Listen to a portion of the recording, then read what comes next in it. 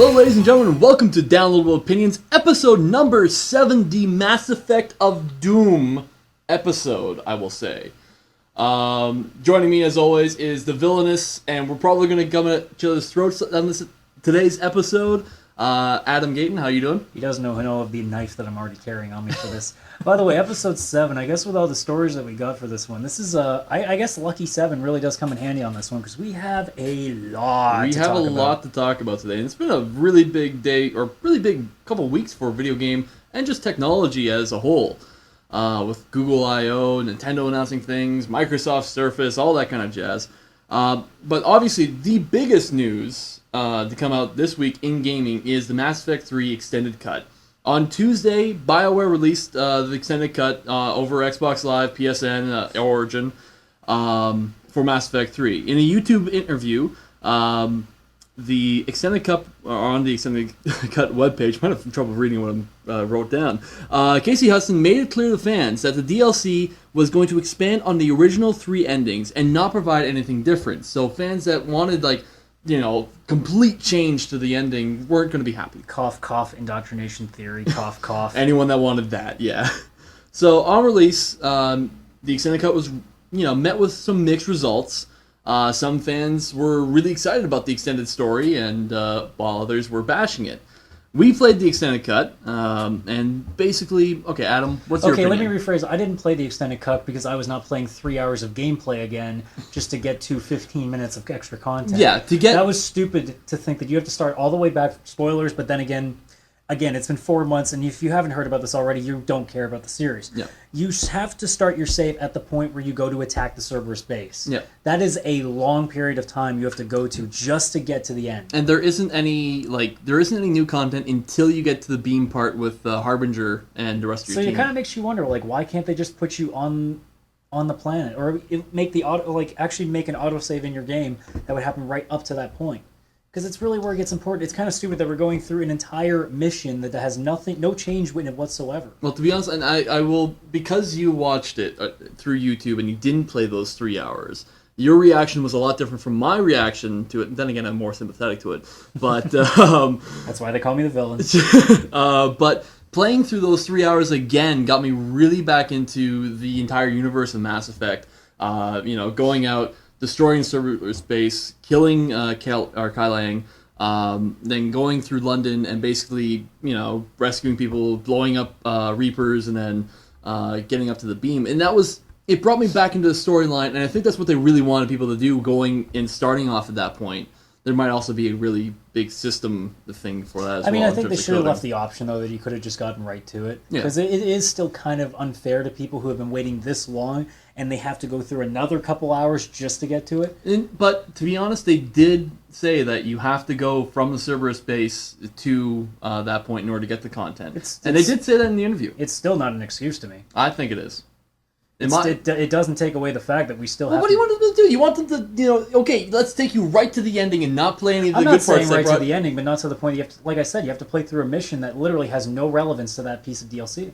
Well, yeah, it has no relevance to the DLC, but it's the ending. It is the final piece. It's the end of the series. Start them when you get back onto Earth. That's where it should have started, right when you get onto Earth and start fighting. Yeah, but you have to get to that point first. And in order to get to that point from the game is to go through the Cerberus mission, and then you have to go to Earth. That's the only way the Earth system opens up to you. They can still put an autosave in there, because that's probably what happened when you got put on Earth. They made an autosave right at that point. I disagree with you on that completely. I think having you go through the final missions is the way you're supposed to play the ending part of the game. It's just going through the Omega 4, or Omega... Yeah, the Omega 4 relay. Yes, that's it. I was going to say Omegle. Exactly, in Mass Effect 2. I mean, you wouldn't have them start in the middle of... Here's the difference, though. The Cerberus base still has...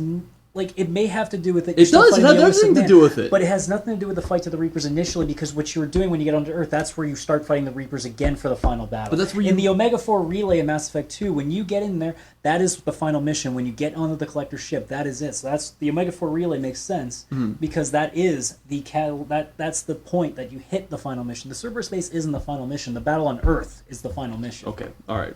we obviously disagree on this. But Told you it was anyways, going to be a fun episode. let's get to the actual ending part itself. You beat all the stuff through London, you get to the beam, and then this is where the extended DLC starts. Once you start running down, it used to be that you would run down and there would be no one there. You get blown up by the beam from Harbinger, and then you'd have to crawl essentially to the beam, shoot Marauder shields, and then get up there. Now it's different in that when you get hit by the beam, or you don't really get hit by the beam, something blows up in front of you, and then you tell your team to GTFO off the planet and get back to the ship. Joker comes down with the ship. They evacuate you. If your love interest is with you, there's a very touching moment. And then it's cliche, but it's touching. Oh, it's touching, but it's cliche. I won't go without you. Get the fuck over there. Get out. But yeah, it's a very it's a moment that you have with your team that you bring with you, and they leave. It's basically to clarify that your team is no longer on the planet with you. You want them to survive, at least if you go Paragon. I don't know what they do if you pick the Renegade options. We're not that bad people, except for Kai Lang, as we said before. That was the exception to the rule. You can't not do that. That was for saying, you son of a bitch. But yeah, I mean, on this part of the ending, like this is just like one Tim, but this is the only thing they really added to the. And that was a pretty big deal for people because most people were like, okay, how the fuck does your squad mate suddenly get on the ship and they've left you without any notice? Mm-hmm. And then once they get on, once you get up into the Citadel. There is a moment where Hackett talks about people, blowing stuff up, or basically preparing the fleet in order to jump out of there once the Crucible leaves, or fires anyways. So it's just all the things that kind of went up to why the Joker had left the battle. Because at the time it made no sense. Yeah. You finally activate the Crucible, and all of a sudden the Normandy's there, and you're like, wait, guys, you got to pick me up still. Come back. It's like that thing that Malcolm Reynolds says in Firefly. It's only going to take me an hour to do this, and if I'm not back in an hour, you take this ship and you fly and rescue me. At least that's what I'd be like the Joker. But yeah, let's talk about the actual 4 endings now, because they added this fourth one. It's kind of shitty still, but it's shitty. But okay, because it's like, okay, you're gonna fight to the bitter end, but instead of getting the chance to fight, it's just like, no, you lose. That's it. So Forbes had an article basically explaining why the last choice is probably the best choice in regards to the ending, because of all the stuff that goes on between you and Liara. Talking about if we fail, then she's got this black box that's basically going out to the next cycle, and how Liara T'Soni is actually the real hero of the Mass Effect series as opposed to Commander Shepard, because she's going around doing all these things in the background, becoming the Shadow Broker, getting Shepard's body in the book DLC. As they say, information is power. Yeah, exactly. Which actually leads to what Forbes believes is the best ending. Because you save everyone's life. You don't do the control, you don't do synthesis, you don't do destroy, and you actually save the next cycle from doing something that preserves them. But anyways, the endings that we saw. So let's start off with. We'll go into more detail about all of them. So let's start off with Destroy, which is probably the biggest one in terms of controversy. So you pick Destroy, you blow up the Citadel, you kill all the Reapers and all synthetic life. Which is really the only one that didn't change too much with the ending, minus the added content. Minus the added content, it was the one that actually puts... It's one that I think is actually going to be canon, just because Mass Effect, it's the only one that Shepard lives in. Yeah. There's a couple different scenes in it where you basically, the crew crash lands on the planet again. But there's a nameplate scene in all the endings, with the exception of the Rejection one, that basically, in Synthesis and Control, your name, Commander Shepard, is put up on the wall. In Destroy, it's not. It's whoever your love interest is, or Liara, holds it, and then they take it back, and then they go fly off. And then Mass Effect is on record on their Twitter account saying that it's presumable that they go off in search of Shepard afterwards. So... That's one as if I guess they almost have a sort of a life sign kind of thing, because I know say in a movie like Alien, where they always had this heartbeat connect to all the soldiers, so whenever one of them actually died, it went off. Yeah. So perhaps maybe there's some way of them knowing that he isn't technically dead. That's completely possible. And with all the machines inside him, it's very possible that someone like Miranda would definitely know. Because that's probably what could have been. It could have been Miranda calling them up and saying, he's still breathing. We got a heartbeat here. He's still going down. It's exactly like the rig system in Dead Space. It'd ring off as soon as someone died. But yeah, it destroyed. I mean, it's the only one that can see the story of Shepard continuing. And then with all the Stargazer scenes that we've seen, they all say that Shepard's story continues on after this. Because when they say, "Oh, tell me another story about the Shepard, the little boy," and I think Buzz Aldrin does the voice of the older guy. For the exception of the rejection one. Yeah. And he says, "Okay, one more story," and that is how it ends. You're sitting there thinking, there has to be something else. It's why I've gotten into an argument with one of our other friends, Derek. Yes. And I kept arguing, there's no way that they are not making at least another game with some sort of story again with Shepard. It doesn't make sense, though, for some of the other endings, like Synthesis, which is the one I chose when I went through and did my ending. And basically, it's the feel-good one. It's the one that, like, everyone's happy, no one dies, everyone lives. Everybody lives, Rose. Everybody lives. Except Shepard. Yeah, except for Shepard. Which isn't important to most players at all. No. I remember sitting there looking at the choices and thinking, well, one of them has me basically turning in the Elusive Man, so fuck him. I don't care if I get glowing blue for the Paragon option. Mm-hmm. That's why the indoctrination theory thinks it was a trick, because that was the Elusive Man's option. The Elusive Man has been the bad guy this whole time. Yeah. So why would you choose that? Mm. The Synthesis, I'm sitting there thinking, well, that'd be kind of a dick move to do to everybody else, turn him into half machine now. Yeah. So I'm like, well, I might as well just go out in a blaze of glory because, fuck everybody else. I'll do my own thing. Yeah. Of course, you couldn't reject the child until they put the new ending in, which kind of didn't help either. But yeah, and the rejected child, everything dies. I mean, Forbes can say whatever they say, that's the greatest ending, but at the end of the day, we don't do things for the future. As much as we want to say we like to do things for the future, we always do something for our benefit. But that's kind of the sad part of society itself, that we are more concerned about us than whatever else is in front of us. But true, and from like Shepard's point of view, like he doesn't know what was going to happen with these endings. Like he doesn't want to force this kind of synthesis with every single organic being and synthetic being in the galaxy. He doesn't want to control the Reapers because he doesn't know if he can control himself, and he doesn't want to destroy because he doesn't want to kill billions of Geth and Edie.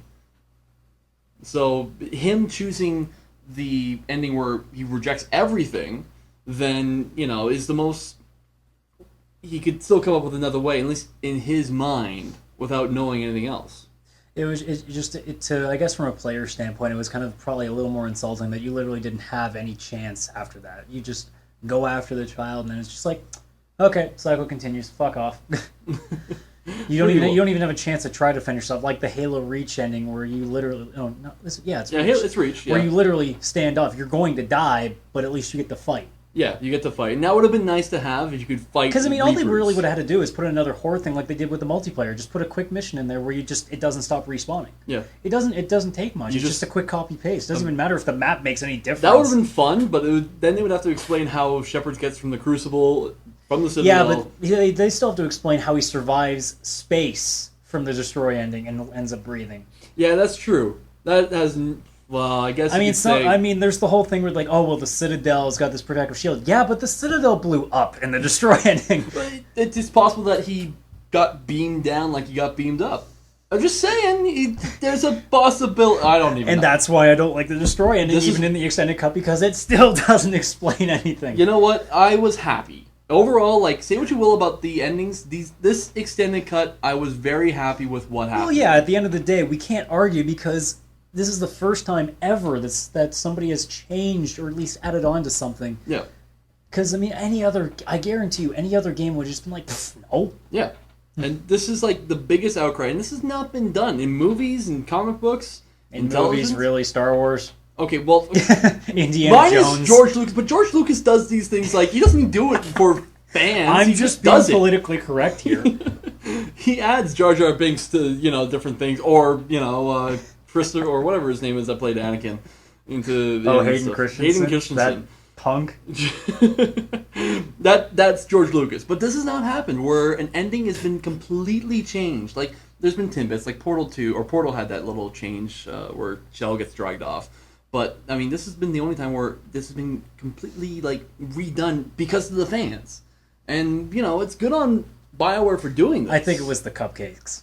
Those 300 cupcakes or whatever that got sent to them. Oh man. I think it was the cupcakes. 300 cupcakes. To be fair, it was a very sugary and delicious award. You know, like your waffle, your keyboard waffle maker thing that you posted up. That's a very delicious keyboard waffle maker. Oh man, it's you know what? In my opinion, this should have been out with the original game.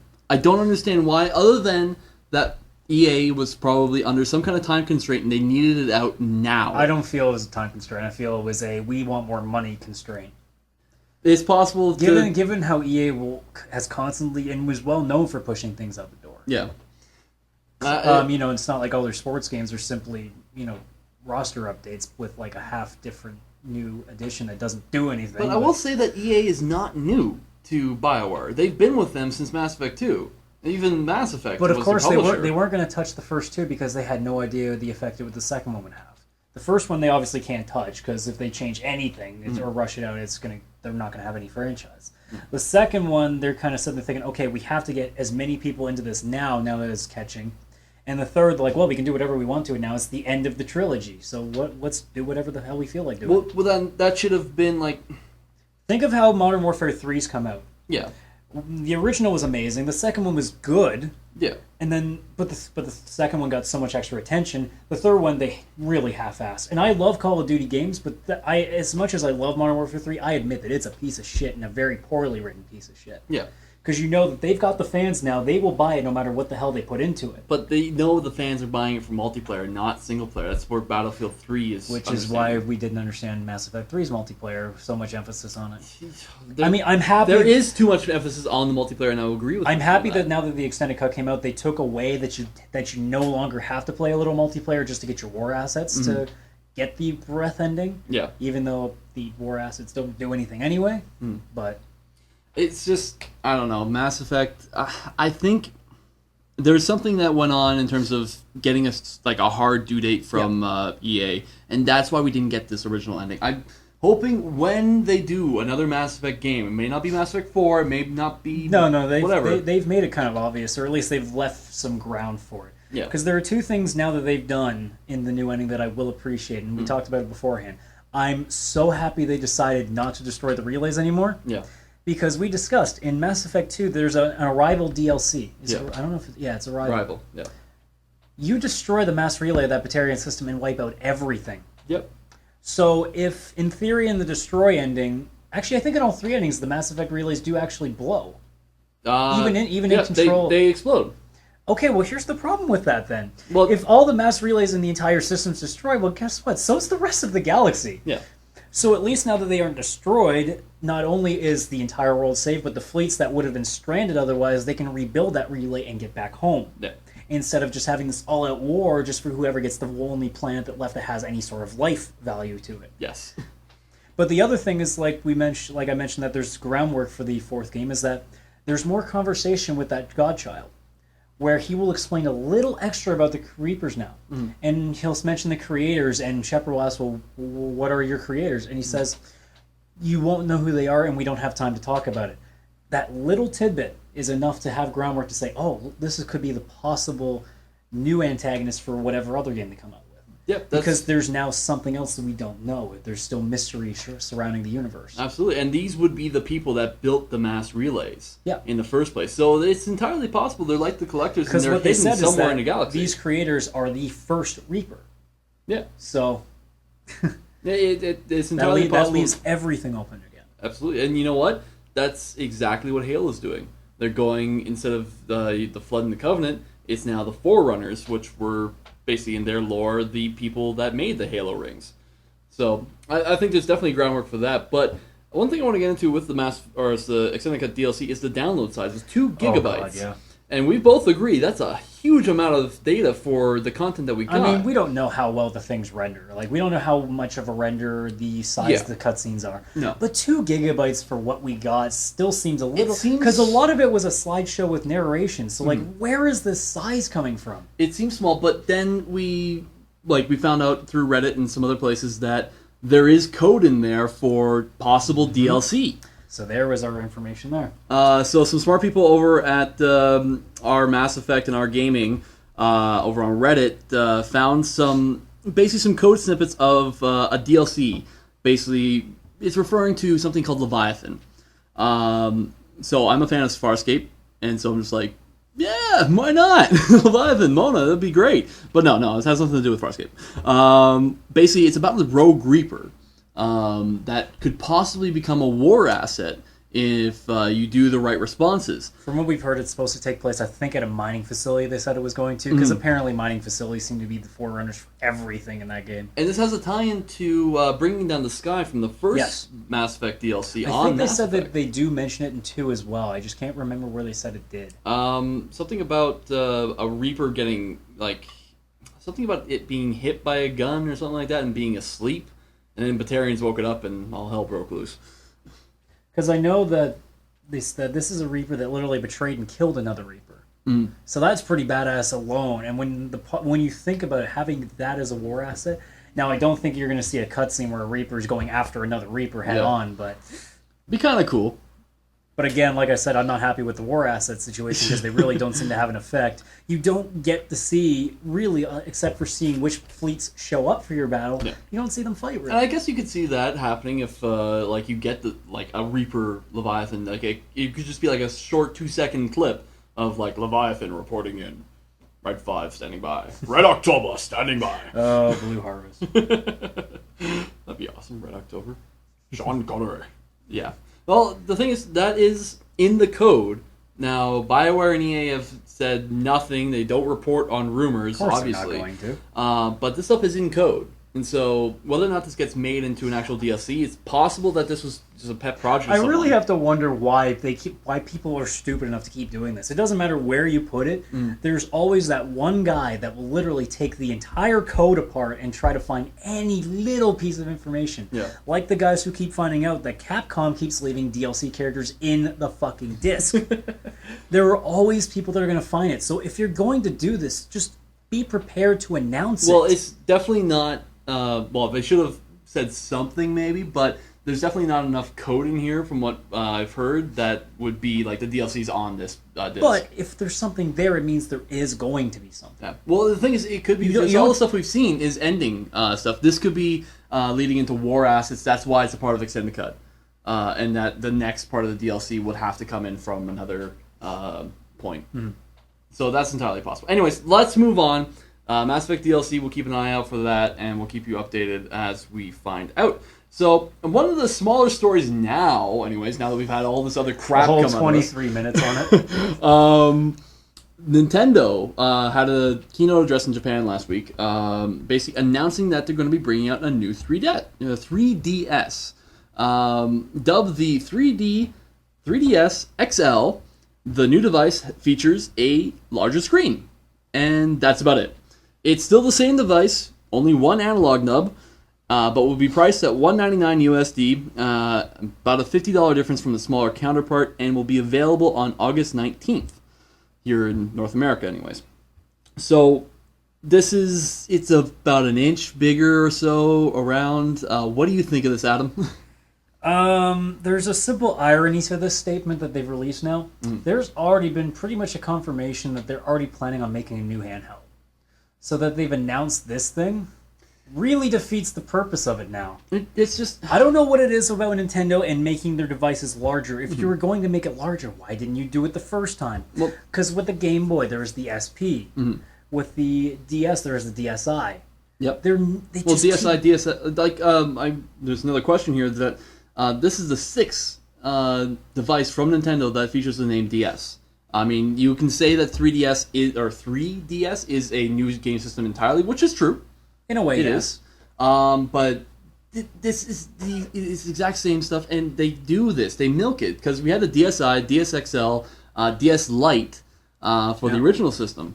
So are we going to see another 4 game consoles come out? Yes. For DS or 3DS? Because Nintendo fans are stupid. Well, they're kids, mostly. Exactly, they're stupid, under the age and parents are stupid 15. enough to buy it.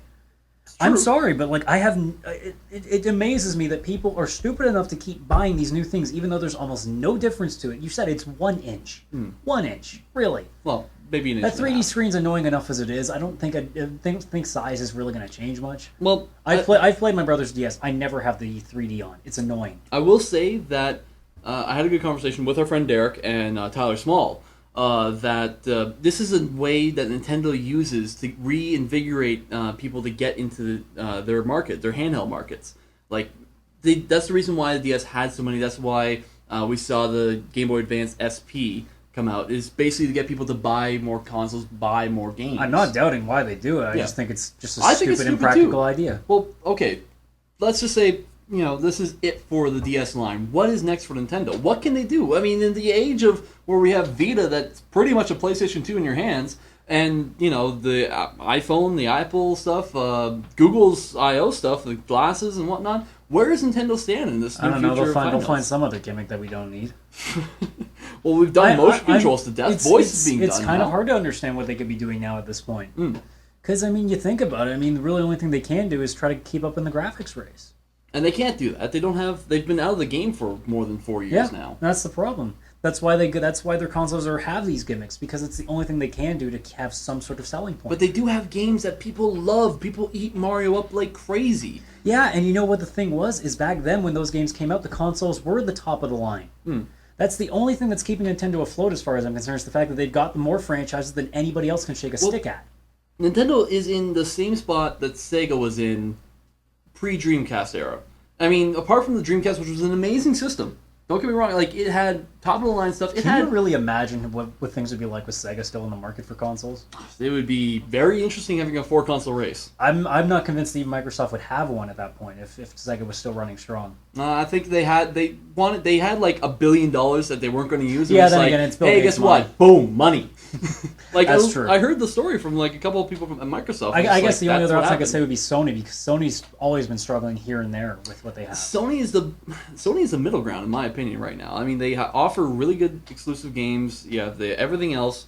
They're not Microsoft, though. They're not. I think Microsoft's going to be the leading edge. In terms of the hardcore market, it's always going to be Microsoft as far as I see it, until Sony starts getting a little more franchisey and not getting their systems hacked again. But Nintendo's always going to be at the top of the market because they know how to sell it to people who do not know what to do with their money. It's true. They give, grandmothers, grandparents were buying the Wii just because it was I might be one of very few people that bought his own Wii and didn't have his parents buy it. I feel stupid for buying it because it took me about a year to hate it, because I got literally every game, and it's always been the argument that any Wii player ever had, there's just no influx of games for our age. It's one game per month, if anything, and that's not necessarily saying it's good either. Yeah. I lined up for the Wii. I stood out in front of the Walmart all night, and I got Legend of Zelda and Red Steel. Hated Red Steel. Okay. Loved Legend of Zelda Twilight Princess. And then the only other game I really enjoyed playing on the Wii was Resident Evil 4. And that was oh Prime my 3? God, it was what? Did you never play Prime 3? No, I never played. Oh, I don't really. I'm not. Hate me if you will. I'm not a fan of the Metroid. I'm not either, but it was a really fun game compared to everything else. But the shooters let themselves so well. Resident Evil 4, it's been on everything. It was the best Resident Evil 4 experience I had. Well, yeah, because you could actually aim properly. Yeah, that's true. That's what I could get headshots on the fly. I remember playing. My girlfriend couldn't get past the first level on her GameCube version. I just kind of walked in, went click, click, click, done, and then. But of course, it's like 3 clicks. I walk up on the Wii version, click. Oh, he's down already. Yeah, exactly. It was a very fun experience. But getting back to the core thing, their handheld market. Nintendo has always had... The Game Boy has always been the biggest handheld gaming device ever until the iPhone and iPad. And I think the Vita, in terms of games, is going to take control of that. I think it is too. I think with releases like Metal Gear Solid, Golden Abyss, Uncharted Golden Abyss, and the re-release of Final Fantasy X, I think they're going to have another wave of people buying Because I know Vitas. At some point I'm getting one. Oh, yeah. Until I can buy it, because there's not enough stuff yet. But there's no doubt in my mind. It's a fun little device. It's just Nintendo's at a point where I think they're going to be asking themselves, do we want to be in the hardware business anymore? Do we want to see ourselves going the way of Sega and basically producing content, making money that way?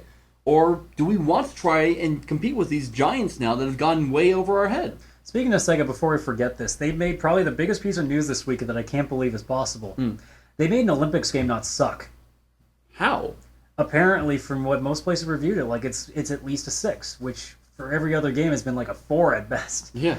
Apparently, it's not just button mashing; it's precise button mashing. I see. So, like, apparently for the runs, instead of just how fast you can do this, it's literally if you do it too fast, you'll get too tired and you'll slow down. You fall and die. No, unfortunately, there's no death. Damn. You can't throw a javelin into the crowd. Well, I bet that they probably had an idea of how to do this kind of stuff, but the Olympic. But I mean, we can't take any Olympics games seriously, especially the winter ones, because there's no hockey in it. It's true. I always wondered that. I'm like, that's the only thing really most people watch it for. Yeah. Like, really, do you really watch it for figure skating? Does anybody actually take figure skating seriously? I'm sorry, I can't. There are some people out there that really like the figure skating, you know. Yeah, and they're parents of little girls that figure skate. Or guys that just like seeing under the girls' skirts when they get flown in the air. And don't tell me that's not true. That's not true. That is completely true. But anyway, yeah, Sega, good on you for making a decent Olympic game. Let's move off to our third story, which kind of deals with a little bit what we're talking about, what Nintendo's going to do next. But we have Google, and basically this week has all been Google I/O in San Francisco. So the folks at the Google Chrome team announced some upgrades to the browser. They showed off really cool demos for Cirque du Soleil, as well as some basically some other little things as well. But the really cool thing was they had Epic Games. They didn't have them come up, but they had a tech demo of Bulletstorm. I don't know if you remember this game. It came out about 6 months ago. Running completely on Google Chrome. Like, this was cloud computing, basically running through... There was some hardware side stuff, like it ran through your graphics card, but it was loaded basically straight from the Google servers. So really, it's kind of like OnLive in a sense. In a sense, yeah, but there is some more... You have to use some of your own hardware. But they showed it running, and this wasn't like a Quake Live or any other browser game. It basically looked like the same experience you get on a console. So now that Google and Android have been making these massive leaps in technology, is it possible that we could see Google just accidentally fall into the video game market? Because, I mean, like, we've seen devices like Nexus 7 that just got released at Google I/O, or the Motorola Zoom, or anything like that has these really, really hardcore processors inside them, be the next handheld kind of devices. Because they can run games. We've seen it. We know they can do it. It's just a matter of, do you think this is something that Google and Apple want to pursue? Well, considering how much money the game industry is making right now, I can't imagine why they wouldn't want to. And if anybody can really do it, it's going to be Google. I don't think Apple's capable. I don't think with what the iPhone does, I don't think they can be to the point that Google can get to. Because Google, as much as people don't really take Google that seriously, they are just a massive corporation. They're a massive company. People really don't know how much a search engine really makes money. Oh, man, it's just, like, in the time that you've taken to listen to this podcast, they probably made a couple $1 million. Yeah. Yeah, it's nuts. They're making more money faster than Mojang is with Minecraft. And considering they turned a profit in an hour after the 360 launch came out. I've been waiting for that game for a long time before it came out. Anyways, but what does this mean for services like Steam or OnLive? I think OnLive might be the one that takes a bit of a punch from this, but Steam, I can't imagine it. Especially with, like we said last week, the summer sale is really going to get people. Which has been delayed for some unknown reason. Everyone thought it was coming out last week, and we announced it here. Brian, it's okay. You'll be able to get stuff soon. Just hang on. Put the knife down. Wait, that's my knife. How'd you get my knife? Okay, QuickTime events. That is the best segue I think we've ever done. Square Enix admits that no Final Fantasy VII remake will happen until they make a Final Fantasy game that surpasses it. Now, you brought this story to my attention. What do they mean by a Final Fantasy game that surpasses 7? They do not want to make a remake of the game that arguably people put on a pedestal as the best game until they can make a game that gets to the point where people will put that one on the pedestal. And I'm sorry to all Final Fantasy VII fans, but I think this is pretty much your nail in the coffin that it's never going to happen. Because at the rate they're going, I mean, think about it. 11, I don't know how they're doing this. They're making a new expansion for 11. I thought it was being shut down. I know. Well, it's been years since they made an expansion. All of a sudden, they're making one. Hey, guess but what? I think it's because 14 failed, and they stopped making, and they literally are redoing it now. But think about it. 11 was a terrible experience, whether they're making an expansion or not. 12 had a terrible, terrible story in it, and really didn't get received too well. The gameplay was still okay. It was nice, but it sucked in terms of 13 story. was terrible. 13 was 13. 13.2, on the other hand, was somewhat of an improvement. So there was at least a upside to it. Timbit of information. But then you get to 14, where they literally shut it down and they're remaking it. How bad does a game have to be if you have to stop it and now you're completely redoing it? Well, in my opinion, they've already surpassed Final Fantasy VII with Final Fantasy X. Yeah, but that's not what fans think. Yeah, I know, and that sucks, but... I'm sorry, but apparently a 6-foot sword trumps everything. Okay, but this is the same company that makes Deus Ex Human Revolution, Kingdom Hearts. They have the capacity of making a really, really good RPG, and I'd love to see them incorporate some kind of system that isn't so freaking linear. Apparently, they are thinking about starting to add Western RPG elements into their series now. Well, that's what we're seeing from a lot of Japanese companies like Konami as well. Well, that's what the problem with JRPGs are now, is that Western RPGs caught up to stories and graphics and everything else, so now they are offering action, and JRPGs are offering strategy. And like I've said, I'm not big on strategy. It's like there are games like Disgaea and I'm trying to think of some other games off the top of my head. Laputa Tactics, a lot of the PS2 strategy JRPGs that I couldn't get into because I'm not a turn-based guy. The only strategy game that I got into with RPGs was Tactics Advance, and even that was kind of iffy. But the problem with most JRPGs is that while they offer pretty much the top-of-the-line stories, they're not offering the same in gameplay. No, they're not. And all you have to do is look to, again, Mass Effect 3, Deus Ex Human Revolution, which Fallout, was made here in Canada. Skyrim, exactly. Fallout as well. It's just that people are playing these games a lot more than JRPGs, and I think Square Enix understands that. I think they've realized that now, okay, we actually should probably make it exciting again, because our cutscenes aren't doing it no more. And I would love to see Square Enix bring Final Fantasy that really brings it in terms of storytelling and gameplay. I'm not sure what Square Enix could do with Mass Effect, but... You never know. I mean... Well, we're going to go from laughing to a bit of a sad moment here. After 21 years, Radical Entertainment has shut down, and that's the guys who made Prototype, or I think they were owned by Activision when Activision shut them down. Their reasoning was because Prototype did not reach an audience, or at least a suitable audience, which for Activision, being the douchebags that they are the biggest douchebags now compared to EA. So I guess they expected Prototype to sell 10 million copies and break Call of Duty's record or something. I don't know. They probably invested quite a bit of money, and there is always a pass-fail criteria for these kinds of things, and they didn't make enough. Well, the thing copies. is that when you think about this company, their franchise are Call of Duty and Warcraft. So of course they're going to have high expectations for anything. And even still, I think Prototype still suffers underneath the boot that the original game was basically launched at the same time as Infamous, and that there was a lot of brand confusion between the two of them, and that led to a lot of different sales, and then would lead to people not understanding why there's a second one. I never played Prototype. I know a lot of people who did and said it was okay. I mean, they're not putting it on a pedestal. No. I don't think a lot of people are sad that they're shutting down. Actually, a lot of companies are already reaching out to Radical and Plays. I know BioWare has. I'm trying to think who else has. I think Bethesda has too. So there are companies already reaching out to these people who have just lost their jobs. Well, yeah. So there is always a bright spot. It's like with what was the studio that made Kingdoms of Amalur that got shut down? Oh, I can't remember. Oh, it was never mind. I can't remember the actual name. But I mean, those guys, the same deal. That's why I love this community, this industry, because they're always looking out for everyone else. Well, the thing is, they want that brain talent, because the stuff they were doing in Prototype 2 was unique into the degree that game had that brand new systems and all that jazz that worked that way.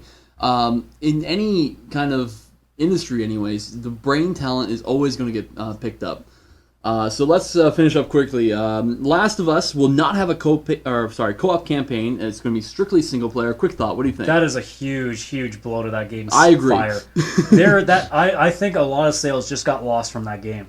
Not a huge amount, but definitely a good portion, because everybody assumed that was going to be co-op. You know what? I think just going quickly here is that we've seen games like Dead Space and Resident Evil go co-op, and their entire suspense and everything like that just went straight off when you're playing with a second player. I think this is a bad thing, but I think it's going to be great for the story. The last thing is I'm not surprised by this either because I am a Call of Duty guy. There's going to be a pre-order bonus along with other things. I can't assume this is just the only one. But if you pre-order Black Ops 2, you will get a redone futuristic version of the original Black Ops map, Nuketown.